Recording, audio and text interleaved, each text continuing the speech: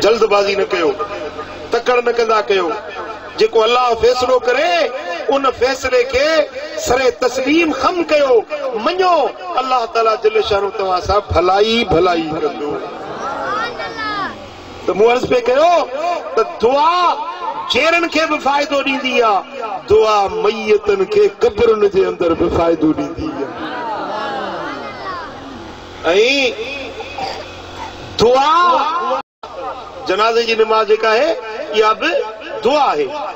शरीयत जो हुकुमात जॾहिं को तव्हां मां माण्हू मरी वञे, लाश खणी हलो त उन लाश खे जे अॻियूं तव्हां न हलंदा कयो, लाश खे अॻियूं कयो, तव्हां पुठियों हलो। छाजे करे तव्हां सभई गॾिजो, तव्हांजा चङा मुड़स हुजनि, ग़रीब हुजनि, अमीर हुजनि, पीर मुर्शिद हुजे, मौलवी आलिम हुजे, पढ़िया लिखिया हुजनि, अणपढ़िया हुजनि, सभई गॾिजी लाश जे पुठियां थियो, लाश खे अॻियूं कयो।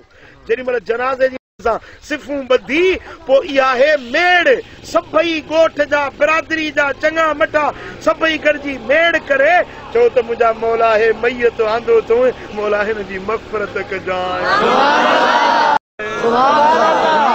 किजे क़ब्र खे जन्नत जो बाग़ीचो बणाइजांइ।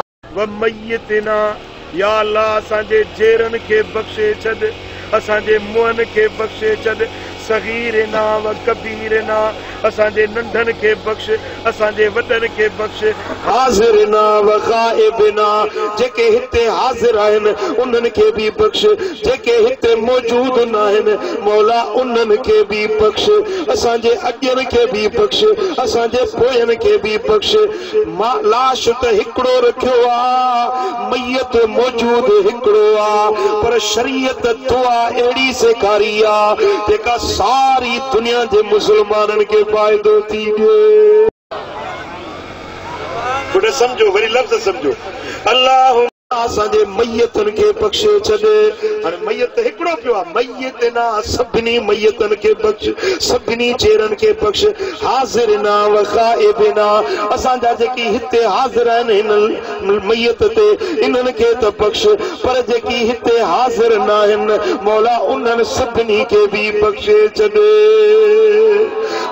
असांजे औरतुनि खे बख़्श, असांजे सगीरनि खे बख़्श, असांजे कबीरनि खे बख़्श। हिकिड़ी दुआ आहे पर हुज़ूर जी सारी उम्मत खे पहुची थी वञे। सुभान अल्लाह। शरीयत जो जेको कॉन्सेप्ट आहे केॾो न खुलियल आहे, केॾो न वाज़िह आहे, ऐं केॾी न इस्लाम असांखे जामेगीर ऐं हमगीर दुआ सेखारी आहे, जंहिंजो असर पूरी कुर्रे अर्ज़ ते अॻियनि पोयनि सभिनी मुसलमाननि खे पहुची थो वञे।